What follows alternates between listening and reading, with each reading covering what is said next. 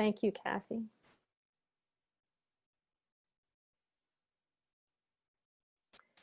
We have died. Remember us.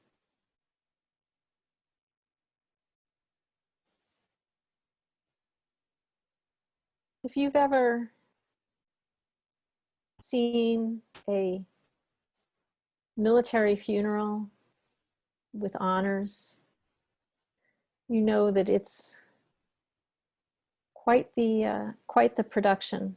Full honors include a caisson, a band,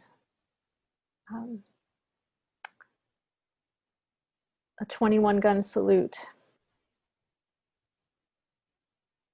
the folding of the flag after it's laid on the remains and it's removed from the remains, and whether it's a coffin or cremains if the person has been cremated. The flag is presented to the next of kin.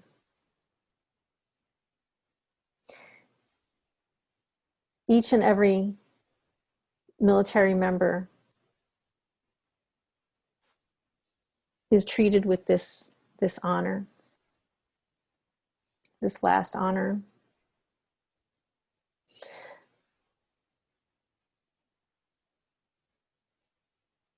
And there is a monument for every person who is laid to rest in a national cemetery or in a private cemetery. There is still a monument that the VA the Veterans Administration will provide.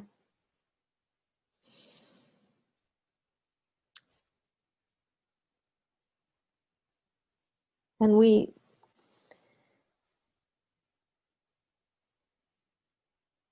call these people heroes.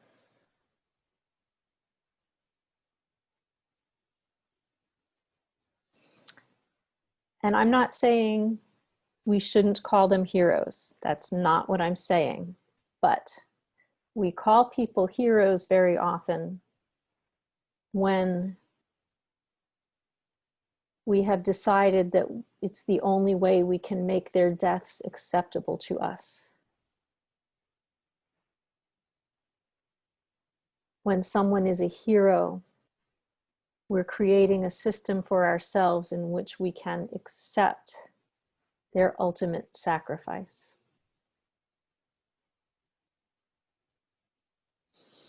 So we look at numbers and numbers of the dead, and at some point the numbers become so large that they can cease to be individual people to us. But if you go to a military funeral,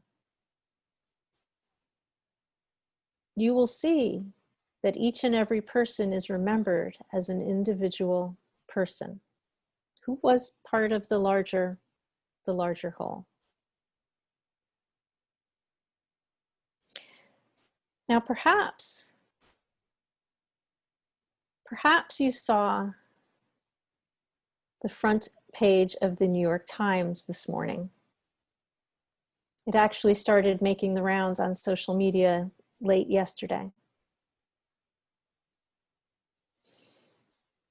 The New York Times was thinking about how we can personalize all the deaths, nearly 100,000 deaths from the coronavirus in the United States so far.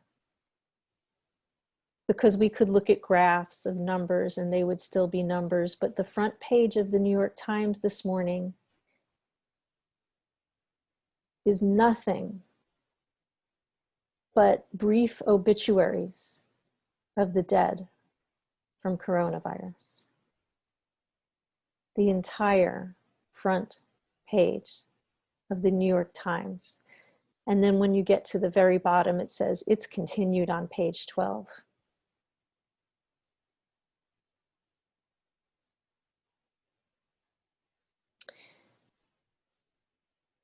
We call people heroes in order to justify their deaths. And we've done that with the military for a long time. And now we're doing that with all sorts of frontline workers.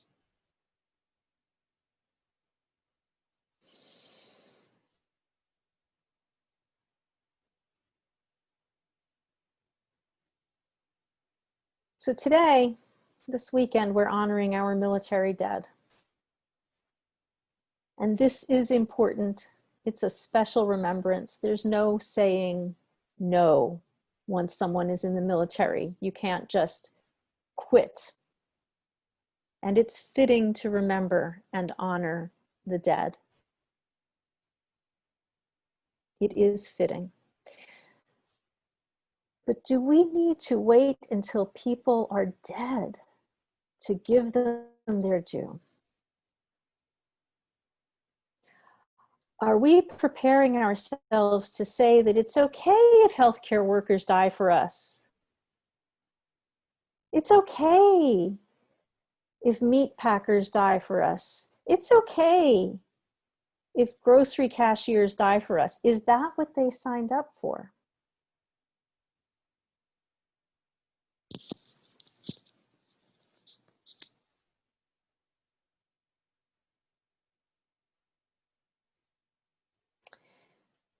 Are we okay with soldiers, sailors, airmen, and Marines dying? Is that really what they signed up for? And by the way, a large part of the military mission right now is working in response to the virus.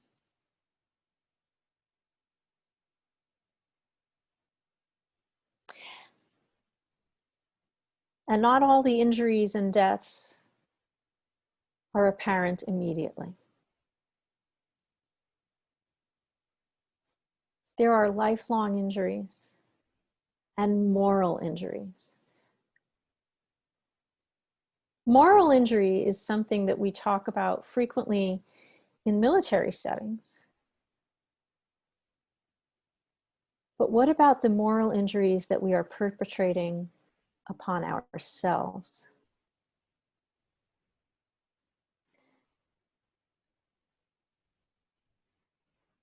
McLeish says we must make meaning out of the dead. They can't make the meaning for us. So what can we learn from the past? Well, History.com just posted an interesting article about a mask rebellion in 1918 and 1919. You know, this is not the first pandemic to hit the world, right? And back in 1918, people thought, you know what would be good if everybody wore masks out in public, particularly in the Western states. And during the war, while the war was still going on, this was sold as do it to protect our soldiers. And so people were a little more apt to do it for the cause. But once the war ended, people started to think, well, we don't need to protect the soldiers now. This isn't for the soldiers. And people actually started to rebel about wearing the masks. History repeats itself. Say it with me. I know you're muted.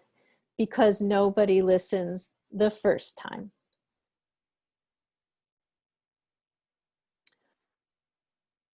What are we doing to ourselves when we insist that the economy is more important than lives? And what has that to do with soldiers? Well, how many wars have been fought for economic gain?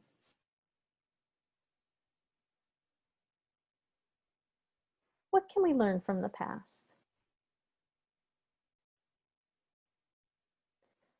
Can we learn to make peace? Now, I've told you before, by the definition of pacifism, I am not a pacifist. I believe we should have a military, and yet I believe in peace. I want peace. But can we envision a day When our national cemeteries are filled not with young soldiers, sailors, airmen, and Marines cut down in battle, not with those who have taken their own lives because of moral injuries and post-traumatic stress, but a day in which those cemeteries are filled with people who have served and lived out a full life. Would that not truly honor those who have gone before?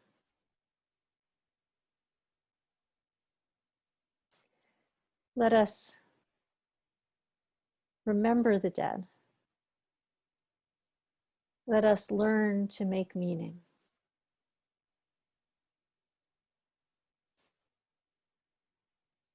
Let us build the beloved community. Namaste.